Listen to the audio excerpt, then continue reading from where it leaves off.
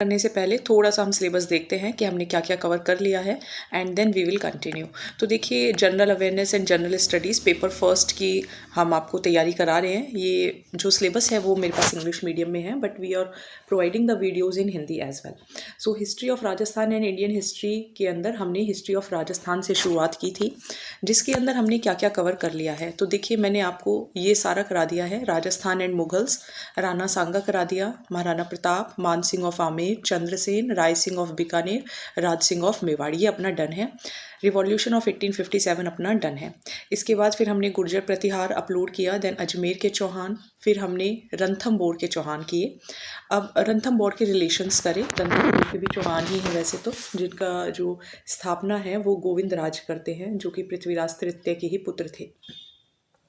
दो टॉपिक्स बाकी हैं अब history of Rajasthan from 8th to 18th century के अंदर।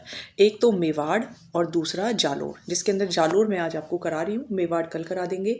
देन हमारा जो हिस्ट्री ऑफ राजस्थान है from 8th to 18th century is complete. ये कंप्लीट करने के बाद हम क्या करेंगे, हम स्टार्ट करेंगे इंटीग्रेशन। पहले इसको ज़रा मैं रब कर देती हूँ। फिर हम करेंगे history of freedom struggle in Rajasthan, जिसके अंदर से मैंने आपको रिवॉल्यूशन ऑफ 1857 करा दिया है। फिर आपको पॉलिटिकल अवेकनिंग कराएंगे, देन प्रजामंडल, देन आपके जो किसान आंदोलन है और जो आपके ट्राइबल मूवमेंट से ये कराएंगे। इंटीग्रेशन ऑफ राजस्थान आपको मैंने हिंदी मीडियम में करा दिया है, इंग्लिश मीडियम में मैं आपको करा दूँगी। इंग्लिश में करा दिया है, हिंदी में मैं आपको करा दूँगी। And then we will continue with the society and religion.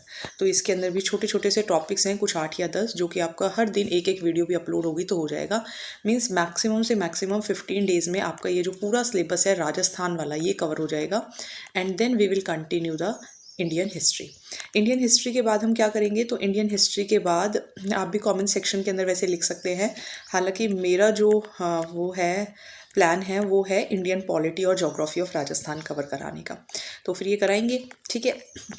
और बहुत शॉर्ट एंड स्वीट वीडियोस के थ्रू मैं आपको समझा रही हूँ, जिसके अंदर आपका टाइम कम लगता है और आपको इन्फॉर्मेशन बहुत जल्दी मिल जाती है। कहानी ना मिलके बिल्कुल आपको फैक्ट पॉइंट्स मिल जाते हैं, जिस तरीके के पेपर में पूछे जाते हैं।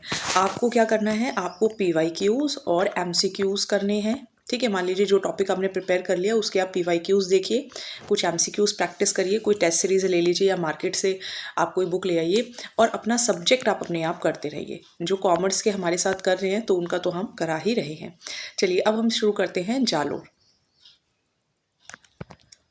सो now we will start with Jalore Songara Chauhan वंश। सो ये हमारा सेकेंड लास्ट टॉपिक है, हिस्ट्री ऑफ राजस्थान 8वीं शताब्दी से लेकर 18वीं शताब्दी तक।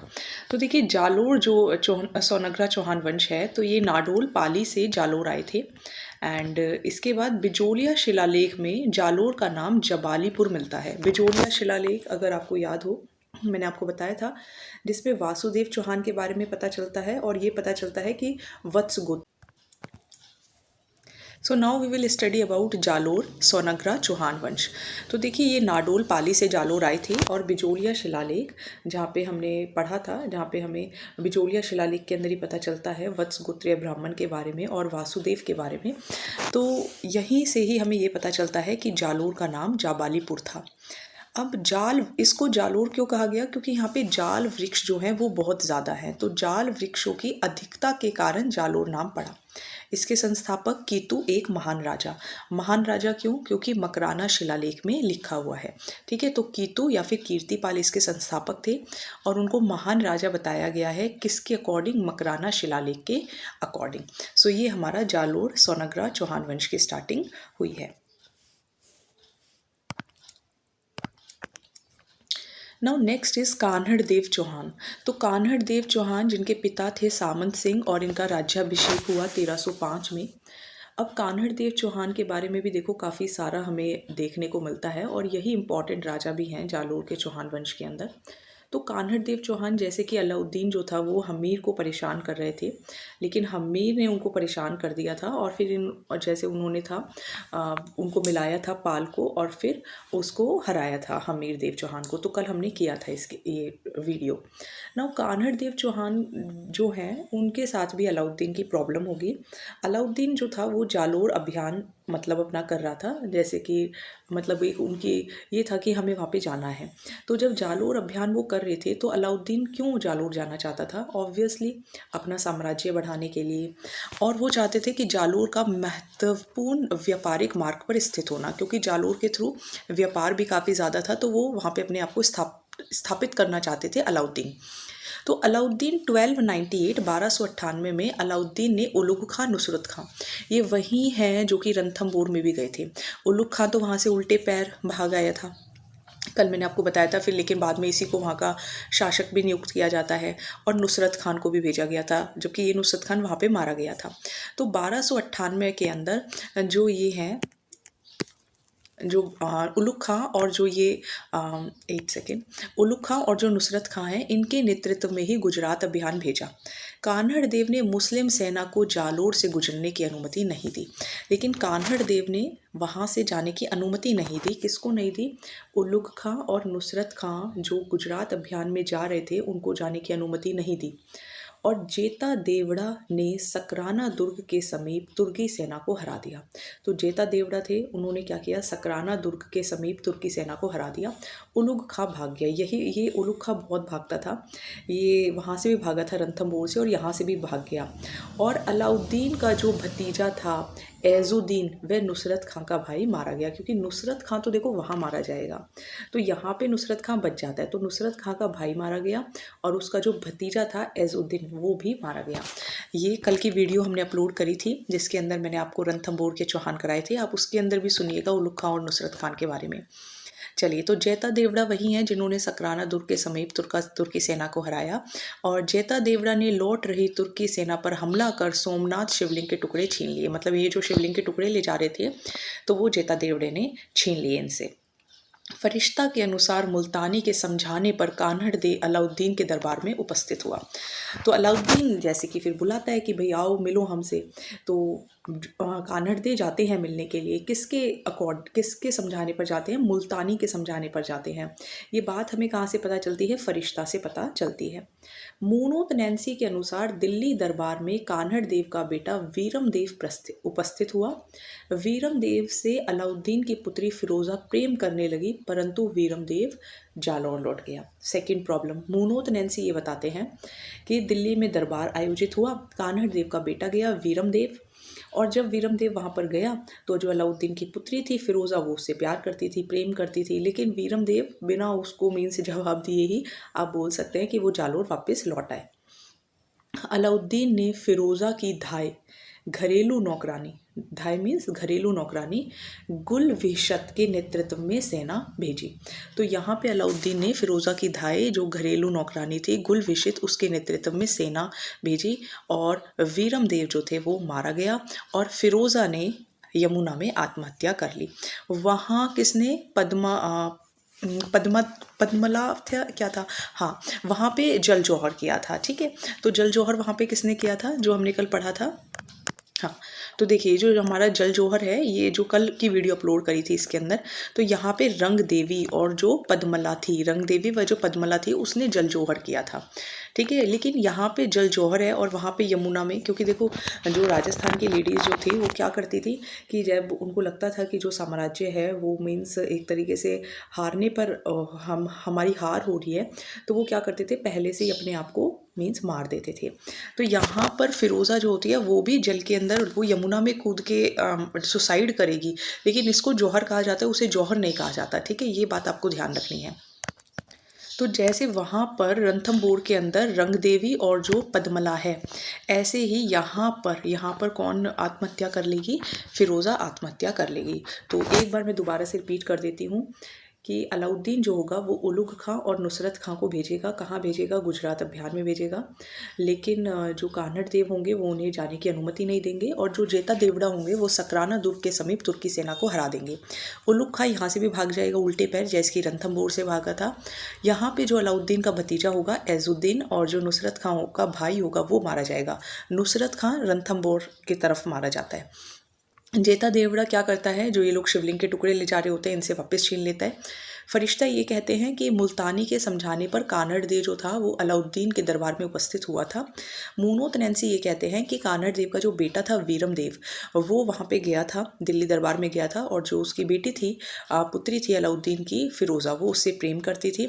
लेकिन वीरम देव वापस आ गया तो उसने, अलाउद्दीन ने फिरोज़ा की धाय यानी कि घरेलू नौकरानी गुल विशित के नेतृत्व में सेना भेजी, और जब सेना भेजी तो वीरम देव जो था वो मारा गया, और ये सुनकर फिरोज़ा ने यमुना में आत्महत्या कर ली।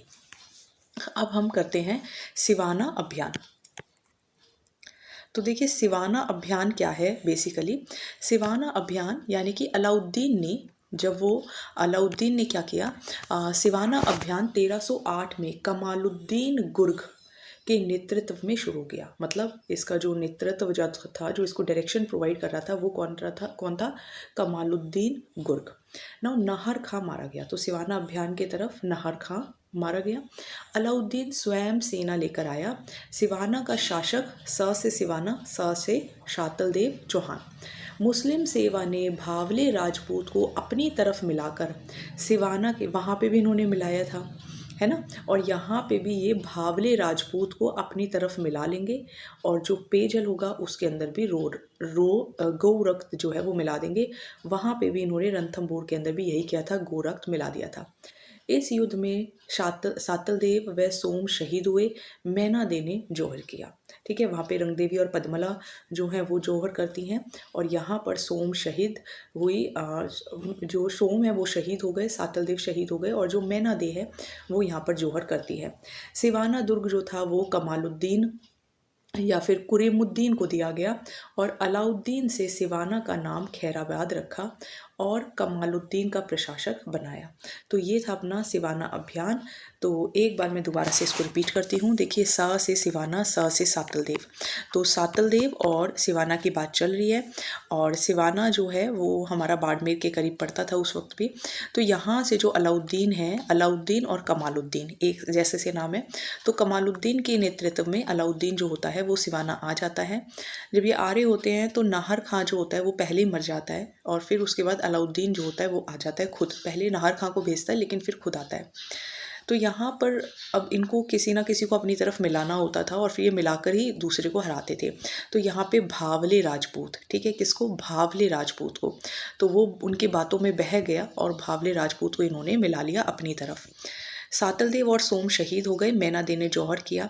जो सिवाना दुर्ग था वो कमालुद्दीन या कुरीमुद्दीन को दिया गया, और अलाउद्दीन से सिवाना का नाम खैराबाद रखा और कमालुद्दीन का प्रशासक बनाया गया।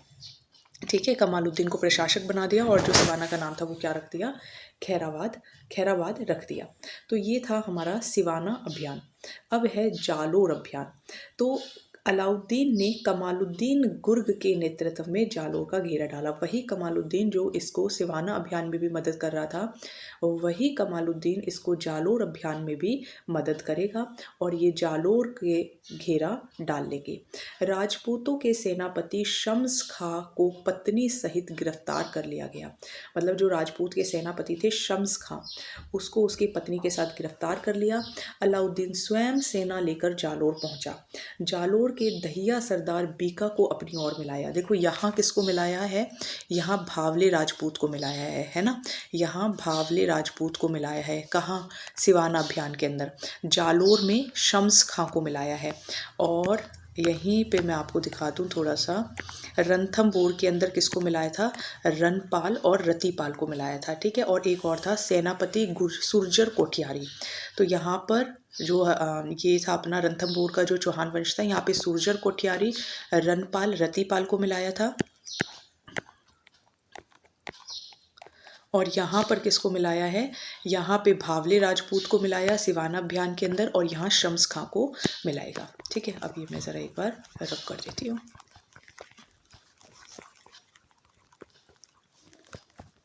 ठीक है, हर जगह देखो ये उन्हीं के लोगों को मिलाते थे, और फिर गौ रक्त मिला देते थे, हड्डियों का चूरा मिला देते थे, इस तरीके की इनकी हरकतें थी। तो जालोर के दहिया सरकार बीका को अपनी ओर मिला लिया। किसको मिलाया? बीका को। तो ये बिक गया, ऐसे याद रखा जा सकता है कि ये बिक गया। और इसमें दुर्ग में प्रवेश करने का गुप्त जो मार्ग था वो बता दिया। जैतल दे ने जौहर किया। तो ज से जालोर, जैसे जैतल दे। यहाँ पर किसने किया था? मैना दे ने। यहाँ पे किसने किया? जैतल दे ने। वहाँ किसने किया था? रंग देवी व पद्मला ने। कान्हड़ देव मारा गया। तो यहाँ पे कान्हड़ देव की मृत्यु हो जाती है। अलाउद्दीन ने जालोर में भोज परमार द्वारा निर्मित कंठाभरण पाठशाला के स्थान पर, मतलब यहाँ पे एक पाठशाला बनी हुई थी कंठाभरण, जो किसने बनवाई थी? भोज परमार ने बनवाई थी।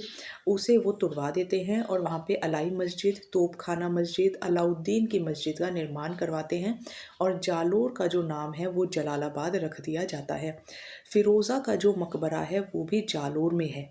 ठीक है, फिरोज़ा का जो मकबरा है वो भी आपको कहाँ देखने को मिलेगा? जालोर में ही देखने को मिलेगा।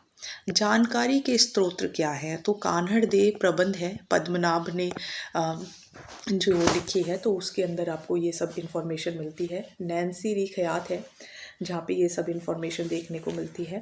तारीख़ फरिश्ता है। खज़ाइन उल फतू है जो कि खुसरो ने लिखी है।